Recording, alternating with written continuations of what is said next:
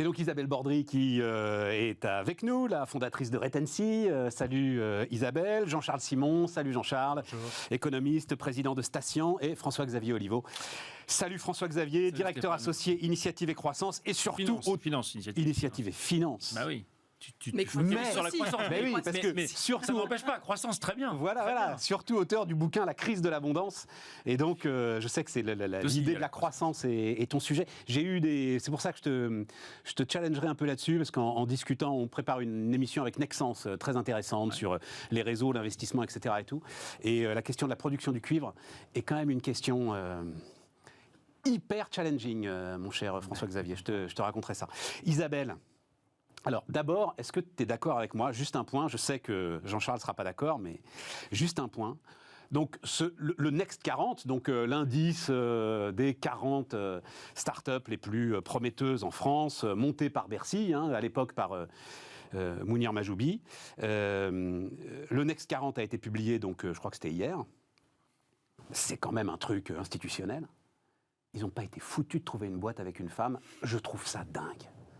Je n'arrive pas à croire qu'il n'y ait pas quand même au cœur de notre écosystème digital une boîte qui soit respectable. Enfin, j'en ai vu certaines, c'est pas non plus des futurs Google, tu vois. Enfin, juste pour le symbole, ils n'auraient pas pu faire un effort. Comment est-ce que tu vois le truc? Et puis ensuite, j'aurais d'autres questions à te poser sur cette thématique. En fait, cet indicateur est un indicateur qui est basé sur les levées de fonds et les valorisations, les dernières valorisations des sociétés. Alors effectivement, dans les 40 plus grosses valorisations ce dernier mois, il n'y a pas d'entreprise gérée par des femmes. Quand on étend un peu à 120, il y en a 14. Ouais. Donc c'est déjà un peu mieux. Maintenant, est-ce que c'est un... Non, mais attends, je te reprends, pardon. Mais non, c'est pas seulement les valos au moment des levées de fonds. C'est un indice, en l'occurrence là, il est pour l'année. Et il est quand même, notamment en termes de secteur, etc. et tout, exactement comme le CAC 40. C'est un indice composé pour essayer de refléter la réalité de l'écosystème. Donc, je continue à penser qu'ils auraient pu faire un effort. Vas-y. Oui, mais on ne va pas non plus mettre un seul critère qui est un critère a été créé par une femme ou est géré par une femme. Ok, parce que c'est toi qui le dis. Après, à un moment donné, c'est très bien d'avoir des quotas, mais ça peut être aussi à un moment donné perturbant dans est-ce que vous y êtes parce que vous êtes une femme ou est-ce que vous y êtes parce que votre entreprise est prometteuse. D'accord. Après, moi je trouve que les critères qui sont utilisés, et les critères que j'avais en tête étaient plutôt des critères de valorisation, de montant de levée de fonds, éventuellement de croissance du chiffre d'affaires, mais en tous les cas pas de résultat net. Ça, c'est une évidence. Oui, ça c'est sûr. On s'aperçoit que parmi ces sociétés, alors le critère est très bien parce que ça montre une dynamique économique, une dynamique des investissements. Et sur le marché français, on s'est souvent beaucoup plaint qu'il n'y avait pas suffisamment d'investissements. Donc tout ça est plutôt positif. Par contre, ce n'est pas parce que vous avez été à l'initiative de levée de fonds très très forte que votre entreprise est pérenne. Et moi, ce qui me choque dans cet indicateur, c'est qu'il y a des sociétés qui sont là depuis bientôt une quinzaine d'années, qui ont encore besoin de lever 550 millions d'euros. Et qui n'ont donc pas, à mon sens, aujourd'hui démontré un modèle économique pertinent et ou une capacité de se développer sur des fonds propres. Et quand vous prenez l'historique sur les 10-20 dernières années de success story françaises, il y a Free, fonds propres, quasiment. Il est rentré sur le marché très tardivement par rapport à son développement. Très juste. Il y a Vente Privée, qui a fait quelques petites levées de fonds, mais qui n'étaient certainement pas des levées de fonds à plus de 100 millions d'euros, qui est une success story, qui ont ouvert leur capital parce qu'à un moment donné, les actionnaires initiaux sont partis. Et à côté de ça, vous avez d'autres entreprises qui ont été fortement valorisées sur les dernières années, comme par exemple Sigfox, qui a levé 500 millions d'euros et qui n'a jamais trouvé son marché. Donc, en fait, la difficulté, c'est oui, il faut mettre en avant une dynamique de marché, une dynamique d'innovation. Mais par contre, il ne faut pas forcément trop vite encenser ou alors faire croire que parce que vous avez une valorisation à un instant T et une levée de fonds très importante, que vous êtes une entreprise pérenne économiquement parlant. Ok. Et c'est cette confusion qui, je trouve, est un peu entretenue. Et super intéressant. Mais le côté femme t'intéresse absolument pas, et j'en suis ravi. Mais non, mais j'en prends acte. Moi, je voulais poser la question. Je fais partie de ces femmes. Attends, j'ai une question. Oui. Une très simple. Est-ce qu'à un moment ou à un autre, tu as eu un obstacle dans la croissance de Retency, par exemple, quelqu'un t'a dit, ou tu as compris que tu n'aurais pas accès, j'en sais rien, aux prêts bancaires, aux fonds, là, parce que tu étais une femme et qu'une femme dans la tech, on n'avait pas confiance? Non. Bon, ben voilà. Je pense qu'au contraire, ça peut m'aider. Là où j'ai eu des difficultés, c'est lorsque j'ai été nommée directrice générale d'un groupe. Et là, je me suis rendu compte qu'effectivement, c'était compliqué. Et c'était la première fois que je sentais que c'était compliqué d'être une femme. Parce qu'il y avait des personnes que ça choquait d'être gérées par une femme plus jeune qu'eux. Et voilà. Et donc, c'était compliqué. Et c'est, je pense, un problème de culture qui va bouger. Après, est-ce que, et ça c'est un sujet qu'on a aujourd'hui, on a des femmes qui se présentent présidentes de la République, est-ce que c'est important d'être une femme ou est-ce que c'est important d'être à la hauteur du poste de la présidente de la République? Pour moi, c'est la première chose qui est importante. Et c'est là-dessus qu'il doit y avoir un critère. Et donc le fait de faire la une de elle ne justifie pas qu'on sera à terme une bonne présidente de la République. Très bien, ben voilà, réponse claire. Alors peut-être sur l'indice lui-même, la composition de l'indice, parce que Jean-Charles, j'ai trouvé très intéressant ce que disait Isabelle. J'ai jamais compris à quoi servait cet indice. C'est-à-dire que pour moi, un indice... À mettre en valeur, à mettre en lumière, en fait. C'est pas ce dont elles manquent, ces entreprises-là. Pour la plupart, elles ont de la mise en valeur. Ça, c'est, oui, c'est vrai. Un indice, ça a du sens pour une liquidité d'activité et on apprécie comment évolue cette valorisation, cette capitalisation globale et ça sert par ailleurs de sous-jacent à des produits financiers. Mais je n'ai jamais trop compris et j'ai toujours trouvé que c'était source de potentielle incompréhension ou malentendu autour de ce que ça voulait dire. Et d'ailleurs, finalement, d'une certaine façon, Isabelle le dit très bien, c'est-à-dire qu'on a des entreprises là-dedans qui sont totalement différentes. Il y a des gens qui sont cotés, qui ont totalement confirmé leur modèle et il n'y a plus de sujet. Vraiment, c'est des entreprises aujourd'hui qui, justement, sont déjà peut-être, enfin, certaines dans le SBF 120 et peut-être demain dans le CAC 40. Et donc, le sujet n'est plus, on va dire, de les mettre en avant parce qu'elles ont déjà confirmé les choses. Et d'autres qui, en revanche, sont très très loin de ça et qui, malheureusement, pour certaines d'entre elles, ne seront pas pérennes. Donc, je trouve qu'on veut faire une forme de top comme ça, 40, qui est pas formidable. Ça a correspondu justement à la phase un peu de Mounir. Alors, non, mais très modestement, parce que j'en suis un peu à l'origine. Oui, voilà. Il se trouve que c'était Noël, je ne sais plus quelle année, dans un Bercy très Welbeckien, avec Mounir Majoubi, parce que Mounir avait l'idée d'élargir son spectre, et où je lui disais non, il faut être 40. Je crois qu'à ce moment-là, quand même, ça a été un projecteur intéressant pour la French Tech. Voilà. Mais maintenant, je suis assez d'accord avec ça. Maintenant, je trouve qu'on arrive à une maturation du sujet start-up, tech, licorne, qui est telle que voilà, ça n'a plus vraiment de sens. Et en plus, là-dedans, il y a des choses qui vont bouger extrêmement vite. C'est-à-dire des valorisations, on le voit pour certaines qui sont pas du tout, qui correspondent pas à leur niveau dans ce classement. Ça change à une vitesse considérable. Et ça, c'est pas apprécié par le classement, justement. Alors que dans un indice boursier, c'est apprécié au quotidien dans le classement. C'est-à-dire qu'on voit dégringoler ou monter une entreprise. Donc, je trouve que voilà, il y a un petit côté artifice. Donc, encore une fois, je comprends la genèse, mais qui me semble aujourd'hui décalé. François-Xavier ? Non, moi je réagis. J'aime bien la façon dont Isabelle a répondu à ta question. Moi aussi. Je trouve que c'est la partie émergée de l'iceberg, pas de femmes au Next 40. La question, c'est pourquoi est-ce qu'il n'y a pas plus de femmes dans la tech ? Et là, c'est des causes beaucoup plus profondes sur la formation, notamment sur le fait que les formations scientifiques soient extrêmement encore des formations où tu as 10 ou 15% de femmes uniquement. Mais on a la même question pour la finance. Dans l'investissement, c'est pas très féminin. Donc il y a beaucoup de métiers encore qui ont besoin d'être féminisés, parce qu'il y a des jeunes des jeunes diplômés qui doivent rejoindre ces métiers-là. Qu'il faut effectivement. C'est plutôt comme ça qu'il faut penser la chose. C'est plutôt comme ça qu'il faut se dire c'est complètement stupide de se priver de la moitié des cerveaux qu'on peut avoir dans des jobs techniques, dans des jobs où on a besoin de construire un avantage concurrentiel. Donc comment est-ce qu'on travaille à la base pour que des femmes aient envie et se trouvent heureuses dans des jobs comme ça. Et j'aime bien cette façon de prendre le par le bas et pas par le... Mais les choses changent très vite. Moi, il y a une statistique qui m'a impressionné, c'est au SBF 120, dans les COMEX du SBF 120, il y avait 7% de femmes en 2010, on est aujourd'hui à 22%. Ça, avant toute régulation. C'est-à-dire qu'en fait, il y a une nouvelle génération, Isabelle en est l'incarnation, et il y a beaucoup ça qui se diffuse aujourd'hui dans les grandes entreprises, la culture a changé, ça y est, c'est-à-dire que la génération quinquennat, pouvoir, mais s'il n'y a plus de sujet, il n'y a plus de débat. Et le vrai débat, il est exactement celui que François-Xavier vient de soulever, et là, pour le coup, il me terrifie un peu, quand on voit les statistiques de la réforme bancaire, c'est comment s'adapte, s'ajuste garçons-filles sur les enseignements techniques très tôt dans la scolarité, donc avant le bac. Là, on est avant le bac. Et c'est absolument terrible quand vous voyez les spécialités. Justement, il y a une spécialité qui est numérique, sciences de l'information, où on est à des taux de féminins extraordinairement bas. On a plus de 90% de garçons. Parce que la réforme du bac fait qu'ils choisissent leur spécialité. Voilà. Et en quelle classe? En seconde? En première. En première. Et c'est en fin de seconde pour la première et la terminale. Et on a vu chuter, par exemple, la part dans les maths, le fameux débat autour des maths, c'est que la part des filles a beaucoup chuté et qu'elle est extrêmement faible dans les disciplines plus techniques encore, qui sont des options moins essentielles. Et là, on retrouve pour moi tous les biais sociétaux et vraiment très très anciens, lourds. Et cela, pour les dépasser, c'est pas justement... C'est pour ça d'ailleurs que moi j'ai toujours été opposé au quota. Mais c'est pour ça qu'il faut des rôles modèles, non? Il faut des rôles modèles. Oui, mais voilà, donc on revient quand même sur le point de départ. Oui, il faut des rôles modèles. Il faut aussi peut-être un peu des quotas.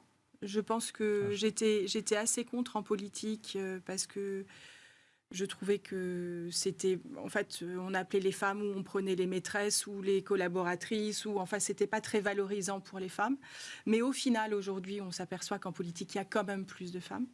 Je pense que dans les conseils d'administration, s'il n'y avait pas eu une obligation, puisque là, on est aussi un peu dans l'entre-gens, ça n'aurait pas changé suffisamment vite. Et donc, le quota était effectivement important. Et c'est ce qui permet peut-être aujourd'hui d'avoir des effets sur le comité. Oui, mais ça montre... Il n'y a pas de loi pour ça.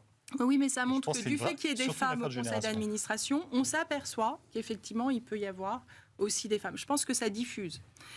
Et aujourd'hui, pour en discuter de temps en temps avec certains, les débats dans les conseils d'administration ont changé. Il y a des entreprises où effectivement certains administrateurs disent on a des débats qui sont différents puisqu'il y a des femmes.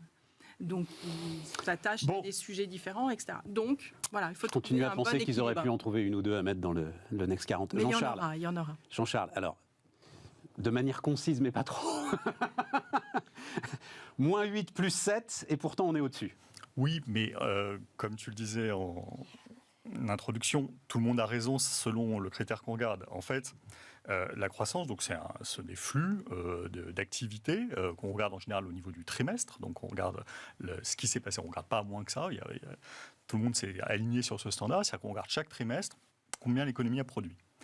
Et puis, on fait une comparaison d'année sur année ou d'un trimestre sur le trimestre qui prévalait la même année, l'année précédente, pardon, et on regarde comment les choses ont évolué. Et en fait, donc, ce qui se passe typiquement en 2020, c'est qu'il y a une chute très forte au deuxième trimestre. Donc, l'ensemble de l'activité est très basse sur l'année avec cette chute dépasse les 20% au deuxième trimestre 2020. Et donc, la comparaison, évidemment, d'une année sur l'autre tient compte de ces 4 trimestres, chacun pour donner moins 8 par rapport à 2019, par rapport aux 4 trimestres de 2019, et plus 7 des 4 trimestres 2021 par rapport aux 4 trimestres de 2020. Mais si maintenant on regarde où on en est au 4e trimestre 2021, c'est-à-dire le dernier qui vient d'être publié, et qu'on regarde le 4e trimestre 2019, c'est-à-dire le dernier avant le Covid, eh bien on est au-dessus. J'ai compris. On est à peu près 1% au-dessus en France, et ça, c'est quelque chose de tout à fait positif et à saluer.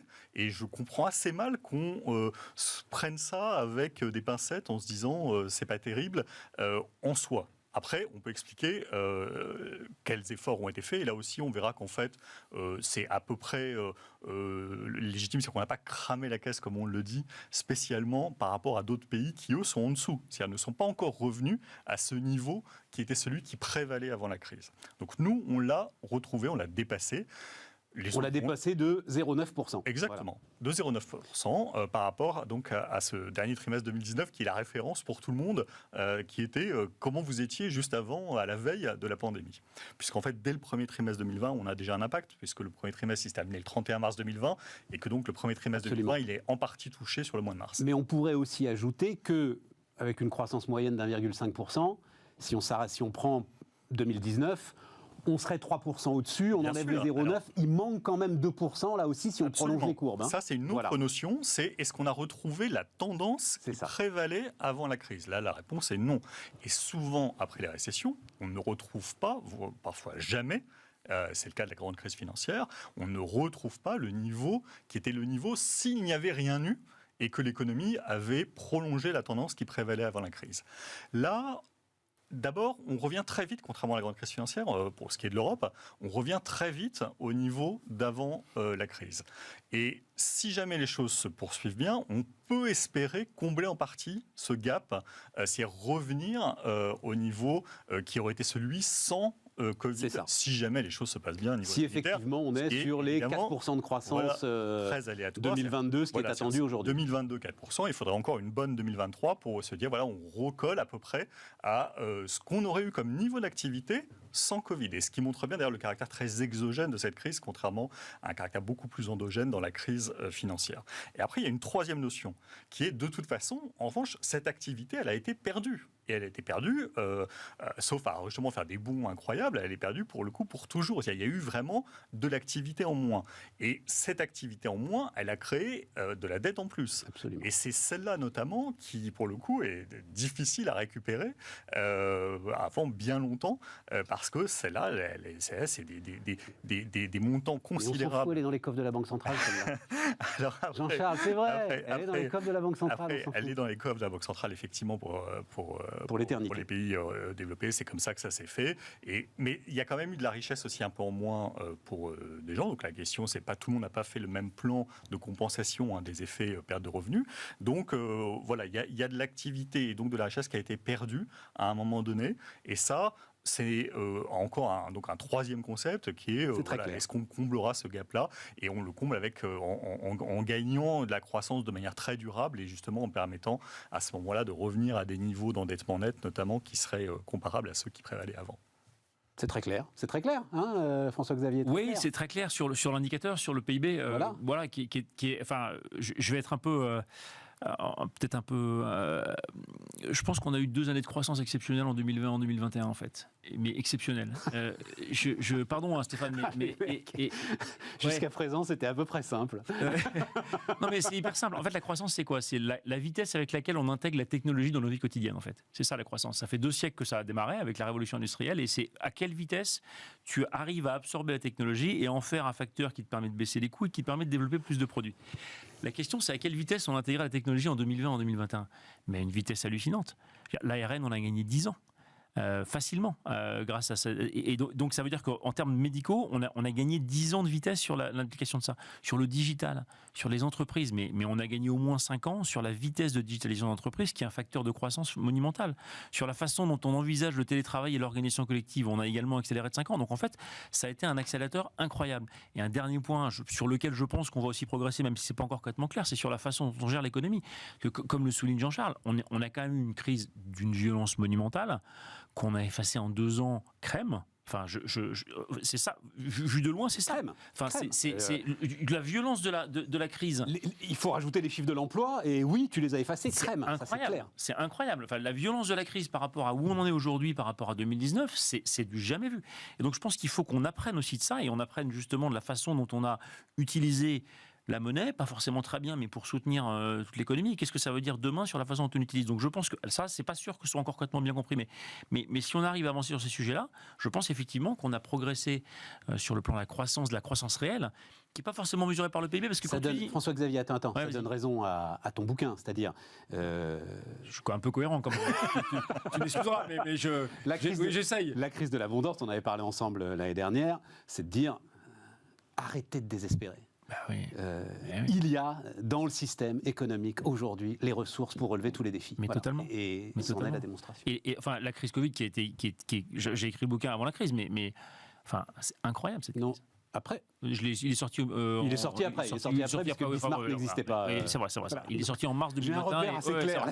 Non, t'as raison. Je commençais déjà à en parler un peu, mais c'était au début. Voilà, il a été remis à l'éditeur en octobre, donc il y avait quand même 6 mois de crise. Mais la façon dont on est sorti est absolument hallucinante. Isabelle. Oui, je suis absolument d'accord. Et moi, ce qui me bluffe le plus, c'est le niveau de l'emploi. Ouais.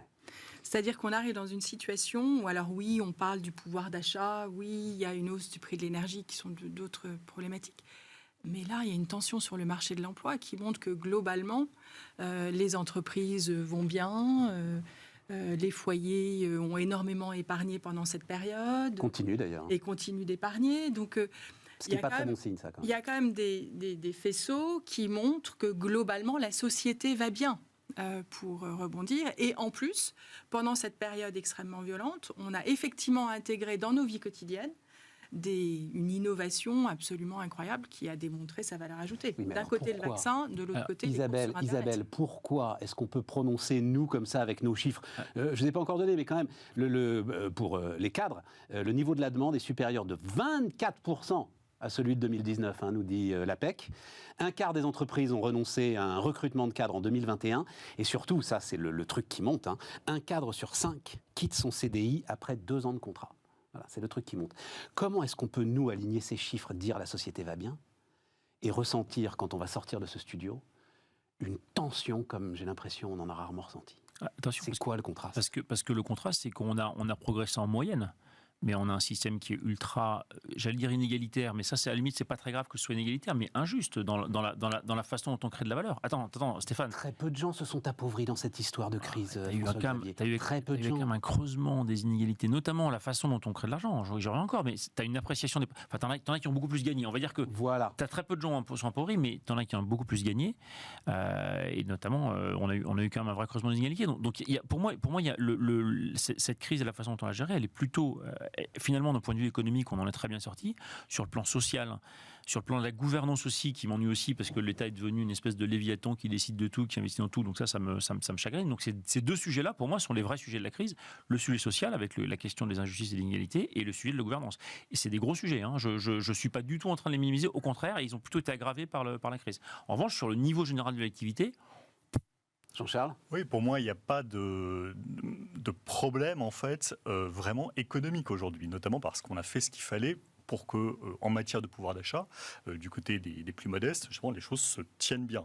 Donc, en fait, il n'y a pas eu les conséquences d'un moins 8% d'une année sur la vie des gens. On est sur quoi en termes de pouvoir d'achat? C'est 2,5% de hausse de pouvoir d'achat pendant la crise, c'est ça, 2,53%. Stabilisé en 2020, et effectivement, on ne les a pas encore, parce que les premiers chiffres de la croissance ne donnent pas ceux du pouvoir d'achat sur l'année, mais on sait que l'acquis est tel qu'on va être effectivement autour de 2.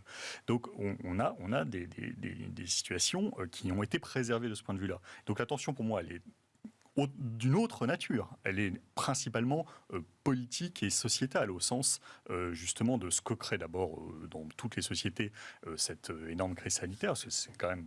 Les psys le disent, c'est des effets assez lourds sur tout le monde, depuis les enfants jusqu'aux plus âgés. Donc ça, ces effets-là, ils sont importants. Et puis, il y a effectivement le rapport à la puissance publique. C'est que jamais on a eu une période avec des consignes, des fermetures, des obligations, des contraintes, des tensions très forte entre parties de la population, d'accord ou pas d'accord. Donc c'est cela qui crée pour moi la tension. Elle n'est pas d'ordre économique, elle est d'ordre vraiment sociétal et politique. Et pour revenir sur la croissance elle-même, là, moi ce que je trouvais formidable, c'est que effectivement les ménages, on peut dépenser. Donc en fait, c'est pas la consommation qui a attiré le retour à la croissance, c'est l'investissement. C'est l'investissement des entreprises. Les entreprises sont très en avance, et y compris au niveau de l'emploi, c'est-à-dire qu'elles ont recruté plus que le niveau de la production, puisqu'il y a eu très vite plus d'emplois qu'il y en avait fin 2019, alors qu'on n'était pas encore revenu à ce niveau de production. Donc ça veut dire qu'elles anticipent le fait qu'elles ont besoin de personnes qui travaillent avec elles, qui travaillent chez elles, pour leur croissance qui vient. Et elles ont aussi donc investi en dur, en matériel. Ça, c'est ta lecture, parce qu'il y a une autre lecture de ça, forcément lecture pessimiste, qui est de dire, ça prouve bien que ce sont des emplois sans intérêt, des emplois improductifs, des emplois qui bullshit job, puisque effectivement le niveau d'emploi est supérieur au niveau de la production. Effectivement, les gens disent du coup la productivité du travail a diminué, mais pour moi c'est complètement temporaire. C'est qu'il n'y a pas eu les capacités de revenir, parce que notamment le niveau de la production il serait encore bien plus élevé si toutes les branches, comme hôtellerie-restauration, qui est encore très en deçà de son niveau de production, étaient revenues à leur niveau de production normal. Donc en fait, quand on sera vraiment sorti de la crise sanitaire, on verra réémerger cette production, et là on aura un niveau d'emploi et une productivité du travail qui reviendront en ligne avec ce qu'elles étaient probablement en 2019. En revanche, si tu as... Attends, Isabelle, vas-y. Oui, je pense que je suis tout à fait d'accord, et je pense qu'il y a eu un vrai choc émotionnel, un vrai choc de sens et d'organisation au sein de chaque foyer. Et c'est ça qui donne la tension. Et je pense que c'est ça qui peut donner une tension, ou en tous les cas, les gens sont en train de changer de vie. Déjà, le télétravail fait que chacun s'organise de manière différente. Il y a eu 11 000 désinscriptions des écoles parisiennes entre 2020 et 2021 dans les petites classes. 11 000. Oui, mais Donc ça veut dire que les gens c'est pas ça le terreau profond de la réorganisés. colère, Je Isabelle. ne parle pas de la colère, je parle d'une réorganisation. Oui, mais moi je te parle de ça, et d'un je te parle de sens. cette espèce de Et d'un changement de colère sens. permanente qu'on ressent dès qu'on allume la télévision, quoi. Voilà. Et ça, je crois que c'est vraiment le rapport à la politique. D'accord. C'est aussi, je pense, et moi je leur en veux beaucoup depuis 2018, d'ailleurs, c'est avant la crise sanitaire, lié à des partis politiques qui jouent cette tension. C'est-à-dire qu'il y a une stratégie de la tension qui est explicite et revendiquée par certains, qui fait qu'on est dans la violence politique, dans la violence des mots donnée à tout rapport à l'État. Et comme l'État lui-même a dû avoir une attitude coercitive, effectivement, est-ce qu'elle était justifiée ou pas ? Plein de débats là-dessus, et je ne pense pas que ce soit le cœur de notre émission, mais de fait, c'est une attitude qui était nouvelle en démocratie, de se retrouver avec une attitude aussi coercitive sur un nombre considérable de choses et d'activités qui changent, qui ne sont pas toujours bien adaptées, qui ont été critiquées, on l'a vu dans l'éducation nationale, en fonction de l'ajustement de tout cela. Il est bien normal que ça crée des tensions. Et comme il y a cette stratégie d'attention d'une partie des forces politiques françaises, et que la démocratie française est pour moi sous tension, et elle l'est particulièrement à cause de son système institutionnel, et de cette présidentialisation et de ce rendez-vous présidentiel. Tout ça hystérise considérablement le débat public, et hystérisant le débat public, ça a des conséquences sur la société. Okay. Mais c'est pour moi hors de la sphère de l'économie.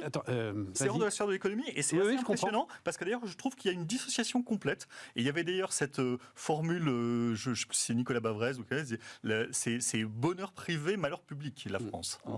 C'est vraiment très, très, très dissocié de ce point de vue. C'est une lourde tendance qui remonte à... Mais Attends, juste un mot, vas-y François-Xavier. Non, je voulais juste réagir par rapport à la logique de productivité, en fait. De même que la croissance réelle, pour moi, elle est très mal mesurée par le PIB, en fait, la productivité est très mal mesurée par la mesure technique de la productivité. C'est ce que disait Alvarion, qui est le chief économiste de Google. Il dit on n'a pas un problème de productivité, on a un problème de mesure. La réalité, c'est que la tech est tellement... Tu liras Thomas Philippon, très très bon bouquin, il sera avec nous à la fin du mois, qui s'appelle, alors c'est The Great Reversal en anglais, mais c'est les gagnants de la concurrence, je crois, quelque chose comme ça. Enfin, il a été traduit bizarrement, le titre. Il fait pour le coup de l'analyse économétrique sur cette fameuse question. Sur cette fameuse question, et sa conclusion, c'est que non, on n'a pas un problème de mesure, quoi. Voilà. Bah, mais bon, tu liras le truc. En tout cas, sur la dimension technique, indépendamment de ça, sur la dimension technique, quand tu dis Wikipédia remplace l'encyclopédie Universalis, tu as une baisse du PIB.